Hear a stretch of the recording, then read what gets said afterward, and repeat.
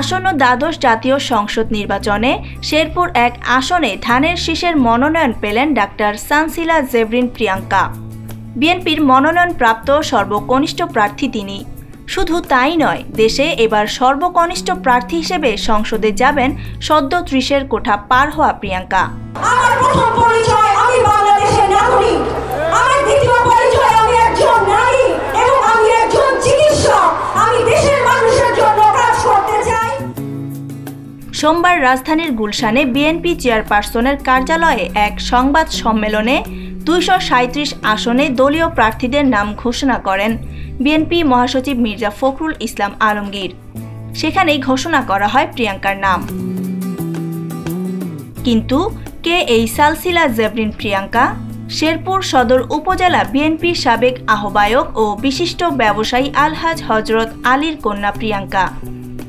১৯৯৩ সালের ২২ জুন জন্ম নেওয়া প্রিয়াঙ্কা স্থানীয়দের কাছে পরিচিত ডাক্তার প্রিয়াঙ্কা নামে। ২০০৮ সালে এসএসসি ও ২০১০ সালে এইচএসসি পাশ করেন আর এমবিবিএস পাশ করেন ২০১৬ সালে। রাজনীতিতে নতুন হলেও প্রিয়াঙ্কা চিকিৎসক হিসেবে কুড়িয়েছেন বেশ সুনাম। ধানমন্ডির একটি বেসরকারি মেডিকেল কলেজে শিক্ষকতা করেন তিনি।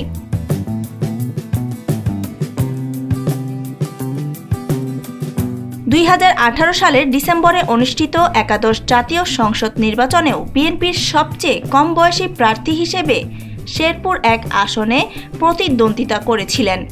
হজরত আলী কারাগারে থাকায় ওই নির্বাচনে প্রিয়াঙ্কাকে প্রার্থী করে বিএনপি। দুপুর ১২টার মধ্যে ৩৫,০০০ ভোট পেলেও কারচুপির অভিযোগ এনে অবশেষে ভোট থেকে সরে দাঁড়ান তিনি। সে সময় নির্বাচনে অংশ নেওয়ায় আওয়ামী লীগের রোষানলে পড়ে হারিয়েছিলেন চাকরি। আওয়ামী লীগের হামলা, ভাঙচুর ও ভোট কারচুপির তীব্র প্রতিরোধ ও প্রতিবাদ করে সারা দেশে আলোচিত হয়েছিলেন তিনি।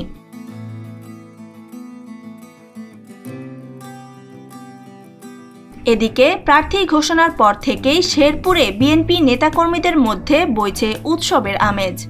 চলছে নির্বাচনী প্রচারণা। নারী কোটায় প্রার্থিতায় আলোচনায় আসায় নারীদের কর্মসংস্থান, বুদ্ধিসহ তাদের জন্য আলাদা কিছু পরিকল্পনা থাকবে বলে জানান প্রিয়াঙ্কা। সেই সাথে শিক্ষা, স্বাস্থ্য, যোগাযোগ ও কৃষি খাতকে বেশি গুরুত্ব দেওয়া হবে এবং বড় বড় প্রকল্পে নারীদের অংশগ্রহণ বাড়ানোর সুযোগ তৈরি করা হবে বলেও জানান তিনি।